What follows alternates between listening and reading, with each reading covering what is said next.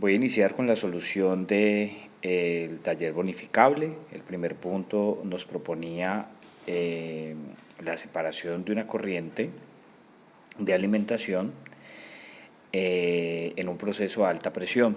Nos daban las composiciones de la corriente de entrada, nos daban el flujo volumétrico de esa corriente de alimento, que era de 540 metros cúbicos por hora, la temperatura y la presión de entradas 425 Kelvin y 23.9 atmósferas, y nos indicaban que la corriente 1 tenía propano, butano y pentano, y la corriente 2 solamente tenía butano y pentano. Además de eso, nos daban la fracción, la composición de propano en la corriente 1 de 0.54 o el 54%, y nos indicaban que por la corriente 2 se obtenía el 70% del butano que ingresaba en la corriente de alimento. Aunque teníamos un dato de flujo volumétrico, pues nosotros necesitamos realizar los balances correspondientes, pero con los flujos molares o con los flujos másicos. En este caso, la única alternativa que teníamos para relacionar el flujo volumétrico con el flujo molar, pues era recurrir a una ecuación de estado. ¿Listo? Como es un proceso a alta presión, pues la única ecuación, digamos que la que debíamos utilizar, no podía ser la ecuación de estado de los gases ideales, porque era un proceso pues que no correspondía a las condiciones de gas ideal. Por eso recurrimos entonces a la ecuación de estado del factor de compresibilidad, que presenta la ventaja de que se facilita para encontrar ese Z cuando se trata de una mezcla, como la corriente de alimento, que era una mezcla de 3 componentes. Pero entonces, para calcular Z, necesitábamos definir primero la temperatura pseudocrítica de la mezcla, que no era otra cosa que la fracción de cada componente por la temperatura crítica de ese componente, ¿sí? Y así para los tres, ¿ya?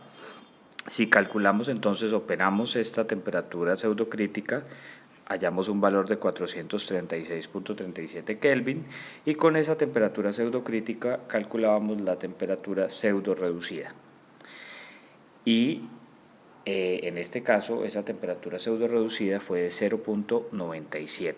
Lo mismo hacíamos con la presión pseudocrítica, cada composición por la presión crítica de cada componente, y así para los tres, y obteniéndose entonces una presión pseudocrítica de 36.23 atmósferas. Con esa presión pseudocrítica calculábamos la presión pseudo reducida, que nos dio 0.66. Con estos dos valores de temperatura pseudo reducida y temperatura pseudo reducida y presión pseudo reducidas, nos íbamos a la gráfica general de compresibilidades. Allí, digamos que los puntos más próximos para la presión pseudo reducida era 0.65 y para la temperatura pseudo reducida era de 0.95. Con esos dos valores, que eran en realidad los más próximos, pues podíamos llegar a un Z de 0.66. A algunos les dio un poco mayor, 0.68, si hacían, digamos, unas aproximaciones allí a los valores dentro de la gráfica de compresibilidad. Pero pues digamos que podía ser entre 0.66 y 0.68 más o menos. ¿Listo? Ya con ese valor de Z, pues ya podíamos aplicar la ecuación de estado con el factor de compresibilidad para calcular el flujo molar. Entonces, ya ahí tenemos entonces la presión conocida, el flujo volumétrico conocido, Z conocido, la constante de estado de los gases ideales y la temperatura conocida. De esta manera llegábamos a un valor de 560.7 kilomoles por hora. Esto correspondía a la primera pregunta, o la parte A de la primera pregunta. ¿Listo? Ya lo que sigue aquí es realizar los balances para, dado que nos preguntaban una de las composiciones de uno de los flujos de una de las corrientes de salida. Entonces, el propano solamente participa en la corriente de alimento y en la corriente 1. Entonces podíamos recurrir al balance de propano porque era uno de los más sencillos. En este caso conocíamos la fracción molar de propano en la corriente A y el flujo de A, que fue el que acabamos de calcular, y conocíamos la composición de propano en la corriente 1, desconociendo entonces solamente N1. Reemplazando los valores, pues podíamos despejar entonces N1, que nos dio 207.67 kmol por hora. Ya ahí podíamos recurrir, el siguiente más sencillo era el balance general. Sabemos entonces que el flujo molar de alimentación va a ser igual a la suma de los flujos 1 y 2. En este caso entonces conocemos el flujo de alimentación y el flujo 1 que recién calculamos, y podíamos despejar entonces el flujo 2, el cual nos dio 356.33 kmol por hora. Superando entonces el balance general, podíamos ya proponer el de butano, que era justamente la pregunta, la fracción de butano en la corriente 1. Entonces, el balance pues nos quedaba fracción por flujo en la corriente de alimento, fracción por flujo en la corriente 1 y fracción por flujo de butano en la corriente 2. No sin antes reconocer que a nosotros ya nos habían indicado dentro del enunciado que el butano en 2 era igual al 70% del butano en 1, ¿ya? Y obviamente el butano en 1 lo representamos como la fracción por el flujo 1, ¿sí? O sea, en este caso sería la fracción de butano en 1 por el flujo 1, ¿cierto? Ya ahí entonces tenemos conocida la fracción de butano en el alimento y el flujo molar del alimento. Del flujo 1 desconocemos justamente la fracción de butano, pero conocemos el flujo 1. Y para el butano en 2 tenemos esta relación. Sabemos que es el 70%, ¿sí? Sabemos que es el 70% del butano en 1, que sabemos que es el 30% de todo el flujo de alimentación. ¿Listo? De esta manera solamente nuestra incógnita era la fracción de butano en la corriente 1, que finalmente nos dio 0.24, siendo entonces esta la respuesta de la parte B de la primera pregunta. Bien, ahora para el punto 2 se trataba de un secado, de un sistema multifásico, ¿sí? Teníamos unos sólidos que entraban con una alta cantidad de agua, el 40% era agua, ¿sí? Esos sólidos, en términos másicos, ¿ya? Y queríamos llevarlo hasta una humedad del 10%, también en términos másicos, ¿ya? Es decir, la corriente de salida pues iban a ser estos sólidos, pero con una menor cantidad de agua. Y para el secado íbamos a utilizar una corriente de aire húmedo, porque no teníamos a disposición aire seco. Entonces era una corriente de aire húmedo, ¿sí? Es decir, aire seco con una pequeña fracción de agua, ¿sí? Que obviamente se carga con el agua que le retiramos a los sólidos, teniendo como corriente de salida pues una corriente de aire seco con una fracción mayor de agua. Bien. El sistema conocemos entonces que se encuentra a unas condiciones generales de 800 milímetros de mercurio absolutos y 200 grados Fahrenheit. Sabemos que la corriente de aire a la entrada, en ese caso la presión parcial del agua allí era de 10 milímetros de mercurio. Este dato está errado, ¿sí? Este es 10. Sí, estos son 10 milímetros de mercurio, si no me equivoco, ya. Y de la corriente de salida sabíamos que tenía, de aire húmedo, sabemos que tiene un punto de rocío de 140 grados Fahrenheit según el enunciado, o 60 grados centígrados. ¿Listo? Vamos entonces acá.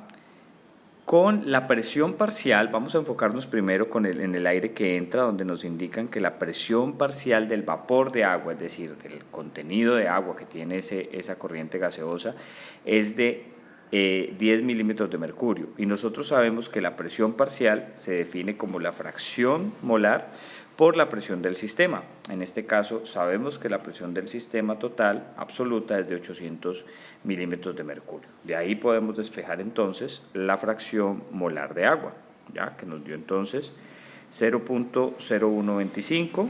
Entonces lo que no es agua será aire seco. Quiere decir que la fracción molar de aire seco es de 0.9875. Bien. Con el aire que sale, ¿sí?, la corriente de aire saliente, no nos dan la presión parcial directamente, pero nos indican que su punto de rocío es de 60 grados centígrados. En el punto de rocío nosotros sabemos que nos encontramos en condiciones de saturación, y que en ese caso la presión parcial va a ser igual a la presión de vapor del agua a esa temperatura del punto de rocío. ¿Listo? Entonces, en este caso buscamos en la tabla cuál es la presión de vapor de agua a 60 grados centígrados, encontrando que es 149.38 milímetros de mercurio. Yo sé que entonces a esas condiciones de saturación ese valor corresponde a la presión de vapor del agua, y yo sé que a la presión parcial del agua, y yo sé que la presión parcial del agua se define como la fracción por la presión total. De ahí es donde puedo despejar nuevamente la fracción molar de agua, resultando entonces en 0.1867, y lo que no es agua entonces será aire seco, por lo que la fracción molar de aire seco será de 0.8133. Digamos que aquí ya tenemos entonces las composiciones tanto de las corrientes de entrada de sólidos, ¿sí?, porque sabemos que la fracción másica de agua en los sólidos que entran es del 40%, o sea 0,4, el resto serán los sólidos. Nos dicen que lo hagamos para una masa de sólidos de 100 libras. Y a la salida pues sabemos que tenemos el 10% es agua, ¿sí?, o sea que la fracción es 0,1, y la fracción entonces de sólidos será 0.9. En el caso entonces de la corriente gaseosa, la corriente de aire, pues ya entonces nosotros hemos calculado las fracciones molares de agua y de aire seco, ¿sí?, tanto para la corriente 2 como para la corriente 4. La dificultad aquí, como notan, es que nosotros aquí estamos hablando en términos másicos, ¿sí?, y estamos hablando también de fracciones másicas, ¿sí?, en la corriente de sólidos, pero lo que acabamos de calcular para el caso de las corrientes de aire son fracciones molares. Entonces aquí hay una incongruencia que nos hace, digamos que nos implica que debemos cambiar entonces la base de estas fracciones para poderlas utilizar. Entonces necesitamos pasar de fracciones molares, en el caso de las corrientes de aire, a fracciones másicas. Y eso lo hacemos, pues obviamente, utilizando una base de cálculo. Aquí estamos entonces, vamos a enfocarnos en la corriente de entrada de aire, o sea, en la corriente 2, ¿ya? Utilizamos como base una mol de corriente.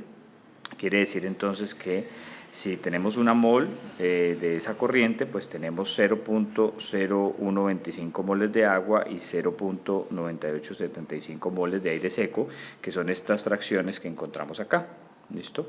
Esta parte de arriba fue donde definimos esas fracciones. Entonces, con el peso molecular pasamos eso a cantidades másicas, ¿sí? Aquí nos da 0.225 gramos de agua y 28.6 gramos de aire seco. Sumamos, ¿sí?, y cada uno de estos valores sobre el valor total, ¿sí?, pues nos va a dar entonces las fracciones másicas que están aquí. Bien, hacemos exactamente lo mismo para la corriente 4, ¿sí?, o sea, el aire de salida. Nosotros partimos de estas composiciones que encontramos aquí, que son composiciones molares. Utilizamos una base de cálculo nuevamente, puede ser de una mol, ¿sí?, la multiplicamos entonces cada valor por el peso molecular. Ahí ya calculamos entonces las cantidades másicas, como hicimos aquí, ¿ya? Y con esas cantidades máxicas y con la suma pues de esas cantidades máxicas, que sería la corriente total, pues entonces encontramos las fracciones máxicas tanto de agua como de aire seco para la corriente 4 también. ¿Listo? Esto es algo que ustedes ya han venido realizando desde las primeras semanas del curso, o sea que no deben tener dificultades allí. Ahora sí tenemos todo en términos máxicos y ya nos podemos enfocar entonces en los balances. El más sencillo de todos los balances pues será el balance de sólidos, ¿sí? Porque solamente intervienen los balances, intervienen solamente en la corriente 1 y en la corriente 3, entonces ya sabemos que fracción por flujo o por cantidad másica en este caso, en la corriente 1 será igual a fracción por flujo en la corriente 3. Conocemos entonces que entran 60% de sólidos, entra una cantidad de masa de 100 libras y sale entonces una composición de 90% de sólidos y desconocemos entonces la cantidad másica de los sólidos que salen, que es la corriente 3, la masa 3, que nos da 66.6 libras. Ahora realizamos entonces el balance general. El balance general pues serán las corrientes de entrada, M1 más M2 será igual a M3 más M4. Conozco M1 y conozco M3 que lo acabé de calcular, me quedan dos incógnitas, M2 y M4. ¿Listo? Quiere decir que necesitamos otro balance, que en este caso será el del aire seco. ¿Ya? En ese caso entonces fracción de aire seco por masa de 2, ¿sí? De aire seco a la entrada, ¿sí? Que es 0.9922, que será igual entonces a fracción de aire seco por masa de la corriente 4, que es la corriente de salida. En este caso entonces la fracción másica de aire seco en esa corriente es de 0.88, que fue lo que calculamos acá. ¿Listo? Aquí las estoy mostrando con esta flechita en rojo. Bien, ya tenemos entonces dos ecuaciones con dos incógnitas, ¿ya?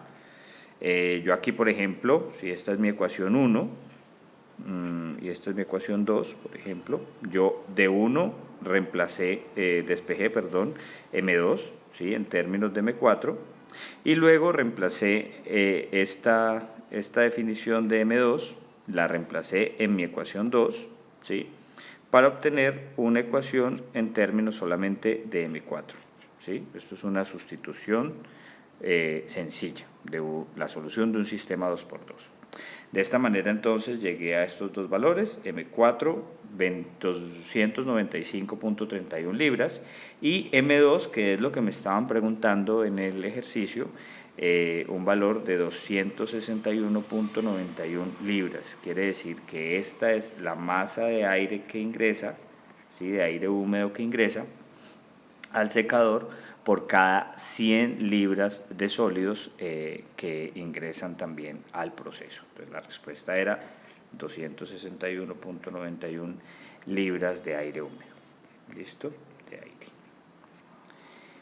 Eso era todo. Aquí ya está entonces la solución del taller bonificable para aquellos estudiantes que no pudieron estar en la solución cuando finalizó el taller.